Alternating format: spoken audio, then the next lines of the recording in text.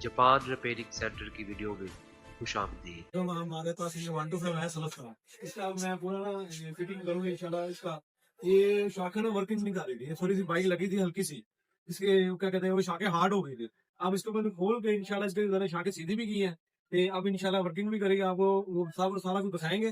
اب میں فٹنگ کرنے لگا، انشاءاللہ آپ میری ویڈیو دیکھیں، ویڈیو آپ کو پسند ہے انشاءاللہ آپ لائک بھی کریں، سبسکرائب بھی لازمی کر لینا۔ اوکے۔